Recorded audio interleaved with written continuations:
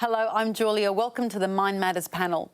We've all read Lord of the Flies, so we all kind of know what happens when young people are in charge. But we've also read The Hunger Games, so we know what happens when adults are in charge. Here to help us figure out how adults and young people can share power without a violent rebellion are clinical psychologist and family therapist Andrew Fuller, assistant principal George Mazouris, teacher Narissa Rodriguez, teacher Martin de Klerk, and former student Habib Mohammadi. It's finished now, isn't it? Now you're a student outside of high school. That's all right. But first, let's see if Phil at Eagleton has any bright ideas on how to empower students. In the bad old days at Eagleton, pre-MindMatters, student empowerment was limited to choosing what flavours of milk were sold at the canteen. But now we have a new initiative. Student Positive Emotion and Wellbeing Team. Well, the students came up with the name, but we take it a lot more seriously than the acronym suggests. The SPEW team are a group of really keen students who brainstorm ideas for improving mental health in the school. And a few of them have come along today to pitch a few ideas at me. We could do a presentation at assembly. Good, but try to think bigger. So we could do these custom postcard things with, well, something about mental health on them, and this super detailed design that I could draw and send it out to all the parents. I love your vision, but try to think smaller. Stand-up comedy night. Cindy, comedy has no place in a mental health program. An obstacle course. Safety. A Facebook page. Privacy. A cage fighting league. Seriously? Seriously? Beauty therapy. Patrick, if you're not going to take this seriously, you can no longer be in charge of the SPEW team. But it's all about building a connection with the mums. No, I'm sorry. Take your badge off and give it to Mr. Smudemeyer. I'm putting a teacher in charge. We're still working through the process. Well, Mr. Schmudemeyer said I could be in charge. Cage fighting sounds tempting, but it's illegal. Come on, let's go with the stand-up comedy night, because there is room for comedy. Now, look, why didn't Phil get that right? What exactly is student empowerment and why would we want to do it? Andrew? Well, yes, I'm still spewing from it too. Spew. Yeah, so obviously the students need to have a sense that they can make a difference in the world, and the only way you can get that sense is by doing things in the world that do make a difference. And so it's about the kids, learning the kids change from the outside in. That essentially if I get them doing things that are powerful, compassionate, forgiving, caring, generous, then they define themselves in that way. What was he doing wrong, though? He wasn't empowering the students. At all? He was in charge. And also just a bit negative too. Was he being negative, or it's just he wasn't letting them talk more about it? Because not every idea is going to work, but you have to try it. Is that the idea? There's a difference between being negative and sort of constructive criticism, and I think he was being a bit negative. So you're all out there. Habib, you're a former student. How do you empower students? Give me some examples that are happening. Our program started off, our issue was bullying.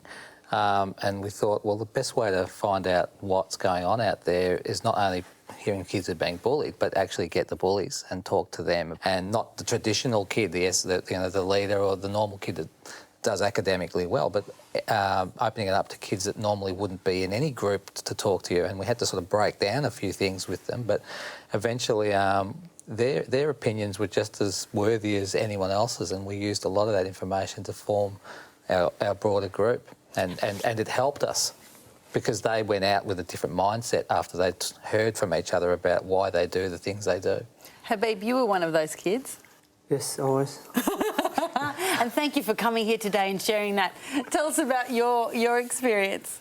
Well, Multi-Price started a few years ago. I was having my days and doing all the things the boys do, getting in trouble and everything. But I met the guy through City of Casey's. He's a youth worker. He's like the multicultural officer or something down the City of Casey. And he started talking to me, and I was helping me out with the volunteer work and everything with a lot of his programs. And then one day he's like, oh, we're starting a new program at the school. You want to join? I was like, oh, I'll be keen, but I wasn't really keen at the time. So you were lying, is what you're saying. Yeah, well, we could take it that way or not. And then he's like, I'll join it. And then I was like, oh, fair enough, I'll join. And I went to a few of the meetings and everything, saw the kids. And then it was...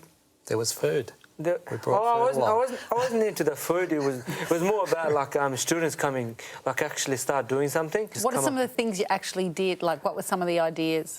Some of the ideas were basically the big ones are we're working with the local primary school and we went on a camp with them, and also inside the school we set up like a few other like breakfast club. We had our own camps, and everyone basically in the group does something. The school is massive, so we have kids from Year 7 starting to Year 12, so everyone are in their own zone, like in their own part of the school. So basically whatever Year 7s are, they normally, like once a week, they get told to just stay there, recess or lunch. If kids want to talk or anything that happens, they can go tell the teachers.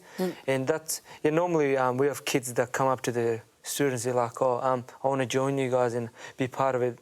Because the jumper we were wearing was like maroon.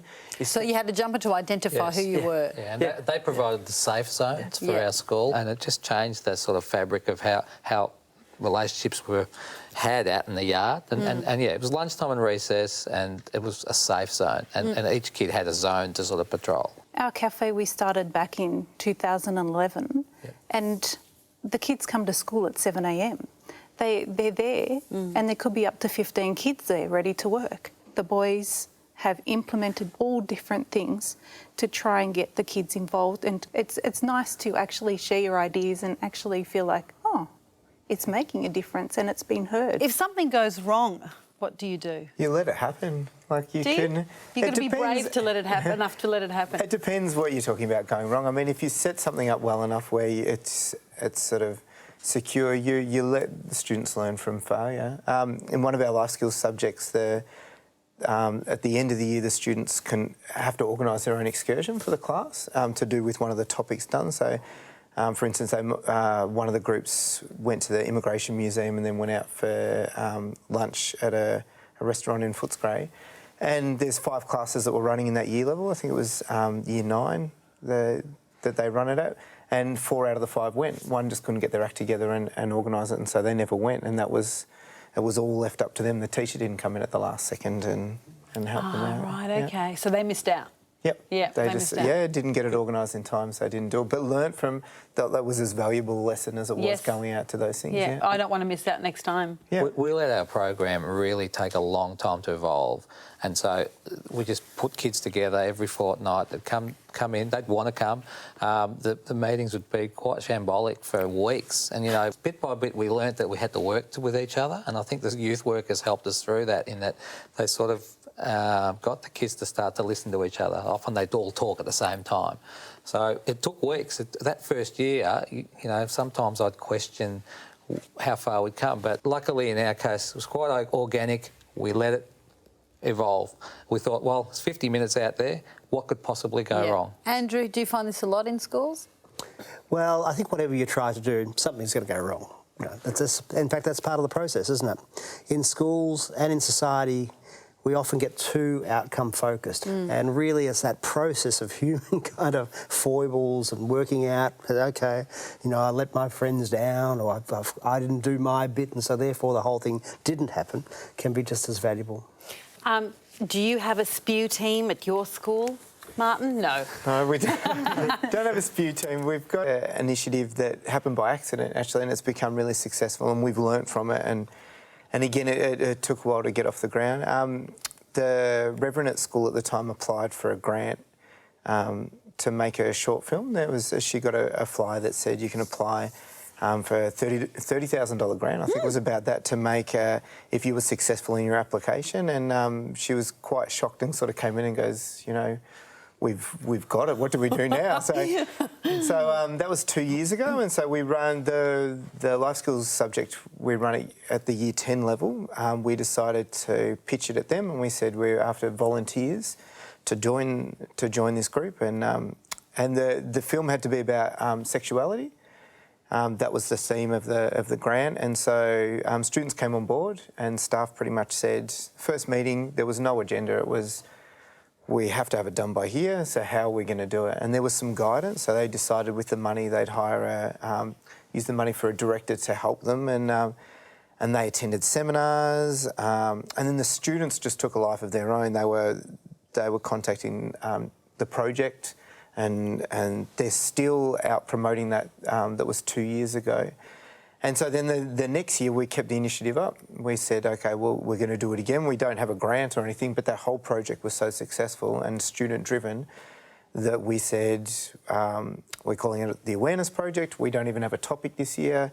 If anyone would like to join, and the momentum from the first one, everyone saw that and was just so excited that we had to sort of say, we're going to cap it at 25 students, and that's it. And they chose refugees as their topic, and again, they educated themselves throughout the year. They researched on what seminars were available and who to contact to get information. And this year, it's the environment is the topic. And were they good films?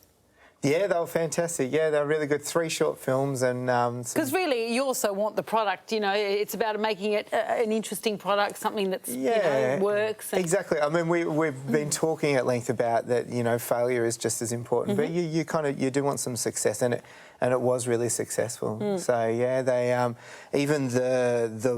they decided to make 3 short films that were kind of out of order, and when you watch them together, it was from different people's perspectives, and all those ideas and the script and everything was them, and even the acting was them, and it was fantastic.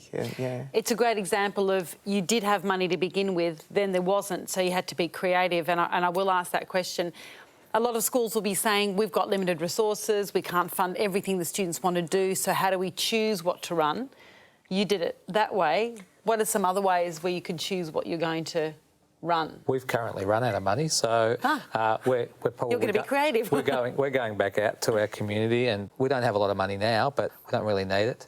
Right now, our school's sort of saying, give us the ideas, and then we might be able to build them into our programs, and that's where you can get your funding as well. Can the students choose, or is it always that at that level it has to be teacher-led? Most of the effective strategies and resilience that I've seen all around the country don't cost much money. Good relationships don't cost money. So it doesn't actually require... I mean, sure, it's nice to have a coffee machine's a great thing to have, or to have some funds to create films and stuff like that. Of course, that's great. But really, the guts of it doesn't require very much at all. Perhaps the odd pizza, the odd bit of food and a bit of bribery to kind of kick it off. But generally, once that happens, I find that schools take it on. In fact, often it's those really, you know, we're flying by the seat of our pants, we're not sure it's going to work out, we've got no money at all, are the things that often end up being the most successful. Necessity, mother of invention. Yeah, teachers and students are incredibly innovative creatures. You know, they really are very creative, and if you let that energy happen, often it's better than having a kind of... Because, you know, when you get a grant for, say, a video, it's on a particular topic, or, you know, you've got to spend it in a particular way, or you've got to justify it, and sometimes that can get in the way of some of the best ideas. From a mental health perspective, why do student empowerment at all? Well, we know that one of the fundamental characteristics of mental health is hope. If you don't have hope in your life that things can change, that you actually have some power to change things, then you're helpless, really, and hopeless and defeated. And, of course, they're the really warning signs of the commencement of depression and despair. And so by basically modelling empowerment in a school, by giving students the opportunity to do things that change circumstances for either themselves or for other people, and thereby doing that changes things for you because you're helping other people, then you get the sense that you can do it. You can actually shift things. And what we really want is young people who feel like they can change not only their own world, but the world. And that's why we do it. To inspire you to provide young people with some opportunities to practice responsibility, we'll leave you with the words of Kurt Vonnegut, who wrote, "True terror is to wake up one morning and discover that your high school class is running the country."